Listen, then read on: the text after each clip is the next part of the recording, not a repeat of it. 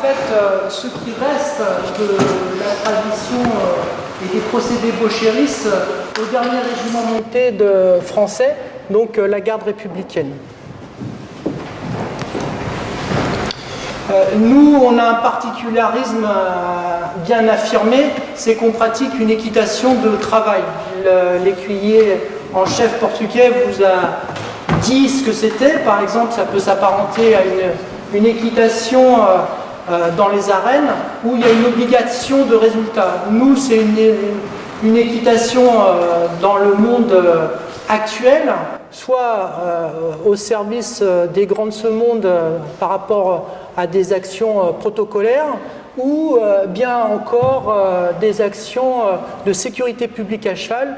Et dans l'environnement sécuritaire qui est le nôtre actuellement, ça revêt une importance particulière pour tous nos concitoyens.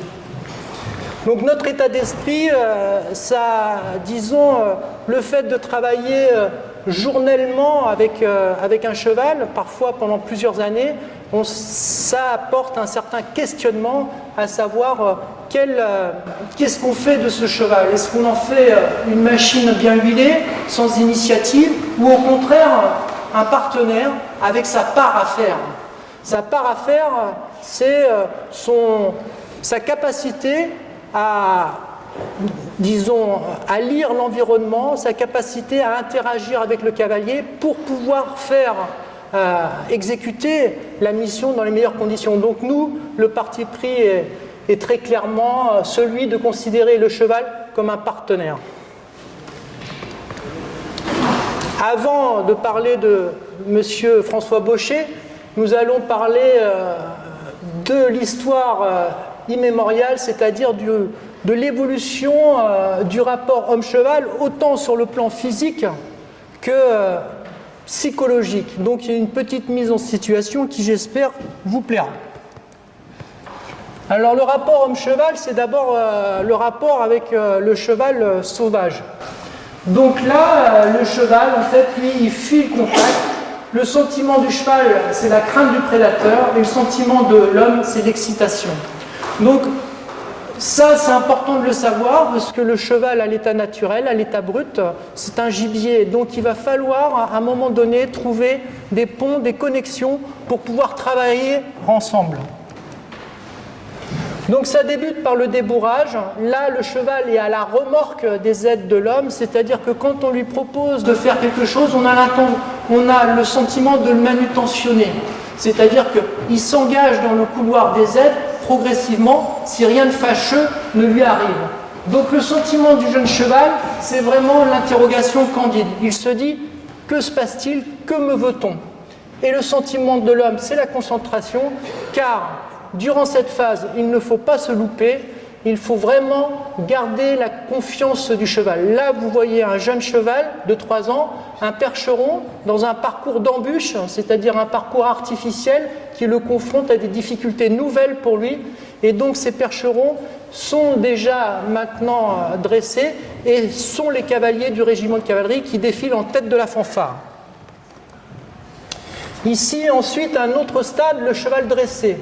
Donc le cheval est dans les aides, non plus de l'homme, mais de la jeune femme que l'on voit ici. Le sentiment du cheval, c'est la coopération consentante, et le sentiment de cette jeune femme, c'est la satisfaction. La satisfaction de faire un travail en équipe sans être obligé de bousculer son cheval. Donc là, au premier plan, c'est une désensibilisation au coup de feu dans le mouvement, et au deuxième plan, une habituation, une désensibilisation au coup de feu sans le mouvement, au statique. Enfin, le dernier, disons, la quête suprême, la centaurisation du couple, le fusionnement cheval-cavalier, c'est le cheval de haute école qui a bien compris ce pourquoi on est journellement avec lui. Donc le cheval est dans les aides de l'homme, on a vraiment l'impression qu'il y a un fusionnement. Le sentiment du cheval, c'est l'osmose partagée, et le sentiment de l'homme, c'est le plaisir.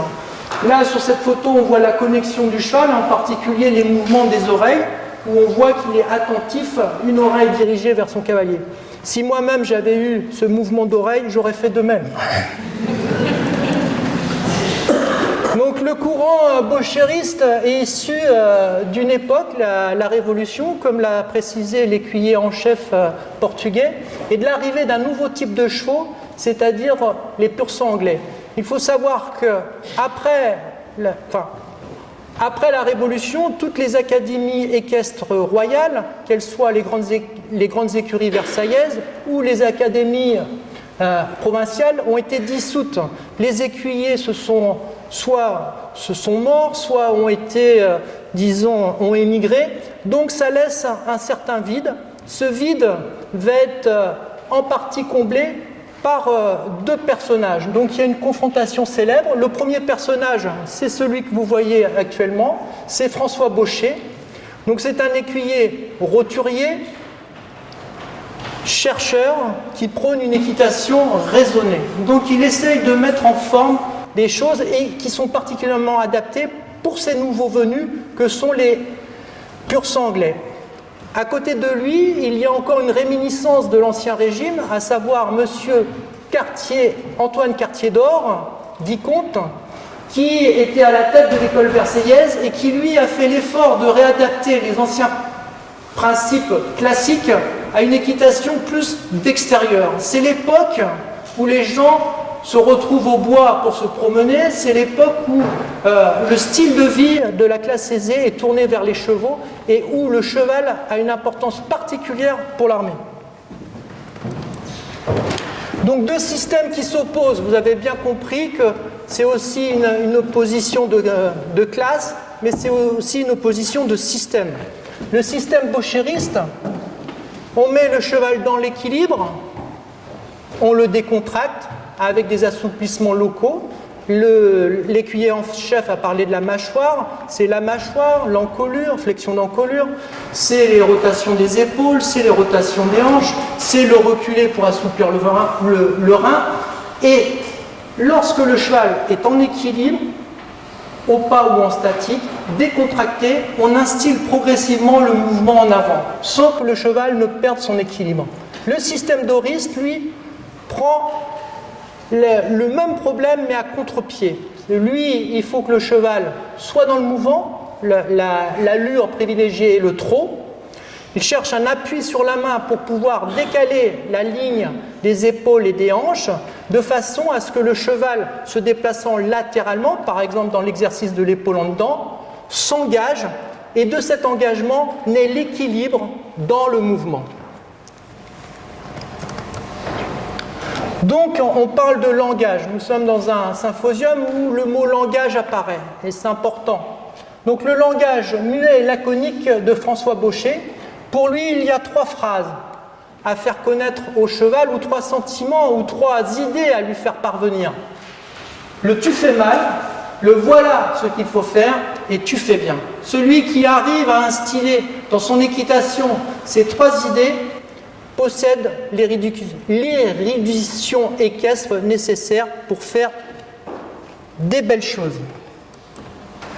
Alors, dans le tu fais mal, dans les moyens bochéristes, c'est le maintien de la pression. C'est-à-dire, quand on maintient une pression, une résistance main et jambe, le cheval, ça occasionne chez le cheval une gêne. Donc, on lui dit non, ne va pas dans cette direction. Ça peut être l'augmentation de cette même pression, ça peut être la décomposition des forces et du mouvement, c'est-à-dire lorsque le cheval fait une erreur ou lorsqu'un exercice est loupé, on s'arrête, on attend que les fibres musculaires aient fini de résonner, on attend que le cheval revienne dans un calme suffisant pour pouvoir réinitier le mouvement.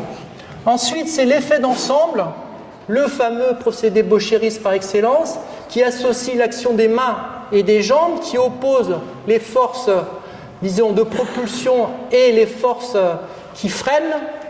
Ça permet soit d'arrêter le cheval, soit de maintenir le cheval dans le mouvement et aussi dans l'engagement. C'est-à-dire que quand on oppose les mains aux jambes, chez un cheval, disons, perméable aux aides et d'un niveau de dressage élevé, ça permet de rassembler le cheval. Voilà ce qu'il faut faire. Pour Bocher, on s'adresse à l'intelligence du cheval par la position.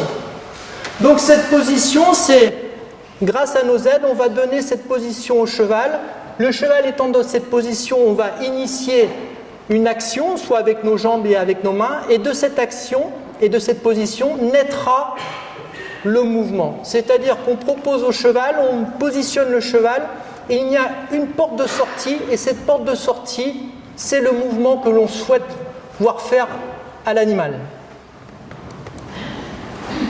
Le tu fais bien, c'est ce que je préfère et que mon cheval préfère aussi.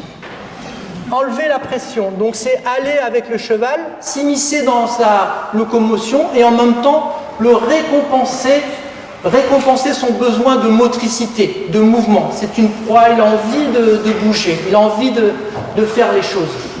La descente de main, c'est lorsque le cheval, après avoir été guidé par le cavalier, exécute un mouvement, on enlève les aides, les mains et les jambes pour lui laisser finir le mouvement seul ou continuer le mouvement seul. Les récompenses, ça peut être la voix, on le flatte, la caresse, le repos ou bien le retour à l'écurie. L'équitation selon Baucher au régiment de cavalerie de la garde républicaine. Alors ces éléments baucheristes, ils apparaissent à deux endroits du spectre de la formation du cheval. En amont, c'est le débourrage, et en aval, c'est le perfectionnement équestre en vue de l'école d'équitation savante. Alors, la méthode de débourrage, nous, on adopte cette méthode qu'on doit à M. Nicolas Blondeau, qui est donc contemporain, qui est actuellement à Saumur. Cette méthode n'utilise à aucun moment l'instinct de fuite de l'animal. On souhaite rester connecté. Qu'est-ce qu'elle a emprunté ou qu'est-ce qu'elle utilise qui ressemble à des procédés bauchéristes? C'est le travail à pied, ce dont parlait l'écuyer en chef portugais, c'est-à-dire le travail à l'épaule. Tous les codes sont mis à pied, les codes de conduite, s'entend, sont mis à pied avant qu'on monte sur le cheval. Donc quand on monte sur le cheval, on a déjà un guidon et un frein. Le cheval n'est pas, dans une situation de découvrir par lui-même ce qu'on veut lui faire faire. L'avance sur la cravache, c'est en tapotant sur l'encolure du cheval, on crée un stimuli qui le gêne. Pour trouver une porte de sortie, il faut qu'il fasse un premier pas en avant. S'il le fait, il se récompense et en même temps, il renforce la connexion avec le cavalier qui agit. Donc, à partir de cette chose-là, on peut confronter rapidement le cheval à toutes sortes d'embûches, à toutes sortes de choses perturbantes qui vont permettre, dès le dressage à pied, de vraiment avoir un cheval qui n'a plus l'instinct de fuite, mais plutôt qui vient vers vous, qui vous fait confiance, qui vous accepte dans son intimité. Donc le montoir s'effectue la première fois dans le box et dès le premier jour. Donc c'est une méthode très rapide, mais il faut des cavaliers experts qui sachent lire les réactions du poulain, aussi bien physiques que mentales. Il faut faire preuve de timing et le bon geste au bon moment. Le perfectionnement du dressage, c'est l'esprit, pour nous, c'est l'esprit de commencer d'or pour ensuite greffer un bauchérisme adapté au tempérament du cheval. En tant que responsable de l'écurie de la reprise des 12, une reprise académique, je confronte volontiers les meilleurs couples à ces deux procédés. Le main sans jambes et jambes sans main, c'est-à-dire l'utilisation alternative soit des jambes, soit des mains, soit l'effet d'ensemble. Donc on va étudier ces deux procédés. Le main sans jambes et jambes sans main de François Baucher. Un système binaire, c'est-à-dire avec deux parties qui sont véritablement dissociées. C'est un système binaire donc simple qui est bien compris du cheval et qui peut se décliner de façon subtile. Ce que je voudrais vous faire apercevoir, c'est que le cheval, pour lui, pour que ce soit compréhensible, c'est soit blanc, soit noir. Là, nous, les cavaliers, on utilise le cheval pour avancer, pour se déplacer. Donc c'est soit la marche avant, soit l'arrêt. Ça peut se décliner comme ça. Mais on s'est aperçu que les chevaux connaissent ce qui est nombreux, ce qui ne l'est pas, ce qui est en relief, ce qui n'est pas. Donc ça ouvre encore beaucoup de perspectives. Mais ce système binaire main-jambe est très intéressant. Regardez comment il peut se décliner. Dans une première déclinaison, c'est soit la main, soit la jambe. M ou J. Seulement la main, seulement les jambes, ni la main ni les jambes, et la main et les jambes ensemble. Donc, sur un même mouvement, ensuite, vous allez voir que ces éléments sont possibles, soit on les, disons, fait se succéder l'un à l'autre, soit certains de ces éléments ont déjà été découverts et utilisés comme élément central d'un système d'équitation. Alors le main sans jambe, jambe sans main, c'est soit les mains, soit les jambes, c'est Baucher, d'accord ? Dès 1864, dans sa méthode d'équitation basée sur les nouveaux principes.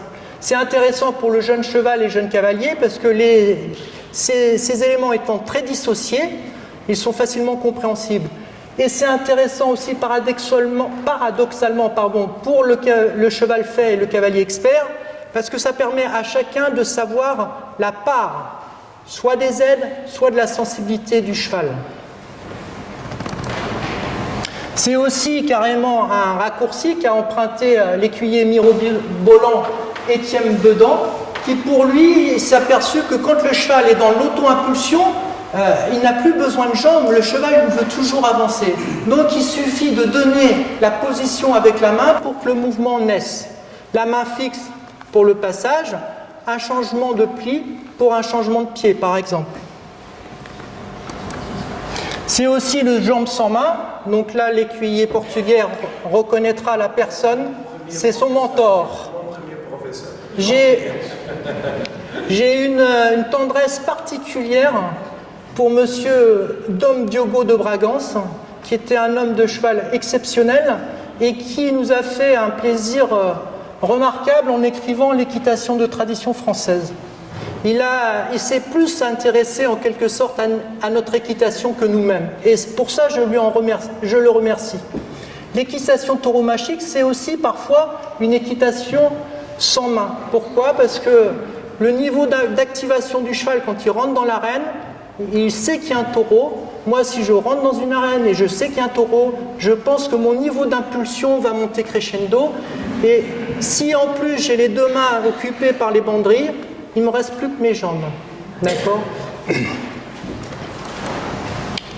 Le sans main, sans jambes, c'est la fameuse descente des aides, mains et jambes, le cheval restant sur parole. Ça a été décrit pour la première fois par monsieur François Robichon de la Guérinière, qu'on considère comme le maître de l'équitation française, et c'était la descente de main qu'il a très bien décrite. L'ultime déclinaison, l'effet d'ensemble, le main plus jambe. Donc sur un cheval parfaitement dressé, perméable aux aides et perméable psychologiquement, parce qu'il y a une certaine forme de contrainte. Donc sur le physique, qu'est-ce qu'on observe ? Fermeture de l'angle, tête en colure et déglutition, donc décontraction de la mâchoire, basculement du bassin en rétroversion pour le cheval, c'est-à-dire l'engagement du bassin. Lorsque le cheval est dans cette posture physique, il est prêt à rejoindre rapidement le rassemblé classique, le rassemblé qui est la posture mère de toutes les allures. C'est-à-dire que si votre cheval est rassemblé, il est en capacité de pouvoir travailler dans toutes les dimensions, soit sur des bases courtes, soit sur des bases longues, éventuellement même monter en hauteur. Le rassemblé, ça peut être à l'arrêt, mais ça peut être à partir du piafé, un trot sur place qui permet la prise d'élan, par exemple pour les sauts d'école. Alors ces fameuses postures mères, plusieurs équitations, plusieurs chevaux, plusieurs façons de concevoir cette posture mère. En haut et à gauche, le rassemblé de la vieille école versaillaise, dont on disait que le cheval était comme un chat qui s'apprêtait à sauter sur la table. Lui est opposé et lui a succédé en quelque sorte le rassemblé première manière de Baucher, où le cheval est comme l'isard sur le pic, ou comme le chat qui fait le gros dos. Donc là, en fait, une répartition du poids égale que ce soit sur les postérieurs et les antérieurs, et cette répartition égale va permettre une mobilisation dans toutes les dimensions relativement facile. C'est une posture qui est assez coercitive. Donc Baucher, pour pouvoir, disons, promouvoir sa méthode, a souhaité la modifier, et nous avons le deuxième, disons, rassemblé version Baucher. Il a élevé l'encolure du cheval pour pouvoir avoir en réaction l'abaissement des hanches, mais attention, ça a un danger, c'est-à-dire qu'il faut faire bien attention que le dos reste en place. Le rassemblé qu'on souhaiterait idéal. Donc là, le cheval s'appelle la Vozelle. Vous connaissez tous le cheval la Vozelle, c'est le cheval qui a 0 défaut. Donc là, il a 0 défaut. Pourquoi? Il a la nuque, le point le plus haut, il a la décontraction de la mâchoire, la verticalité de l'antérieur et l'engagement nécessaire avec la hanche qui passe à la verticale de son pied et le basculement du bassin en rétroversion. C'est notre idéal. Mentalement, lorsqu'on monte sur un cheval, on essaye d'avoir cette image. L'effet d'ensemble, c'est aussi une grande action sur le mental du cheval. Donc, cet effet d'ensemble va permettre le retour au calme. C'est-à-dire un cheval dans l'activité, jour.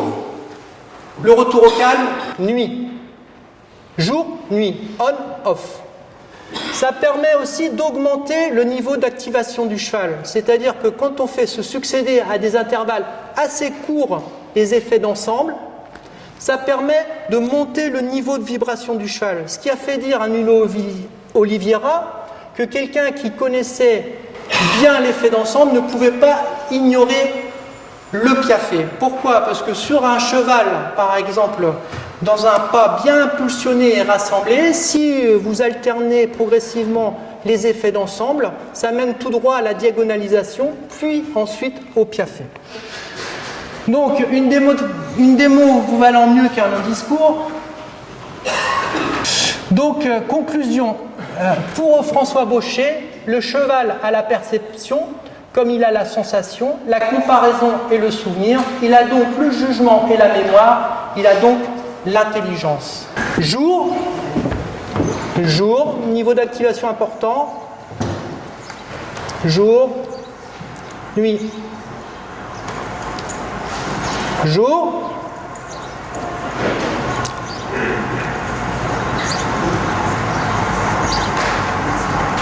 nuit et récompense.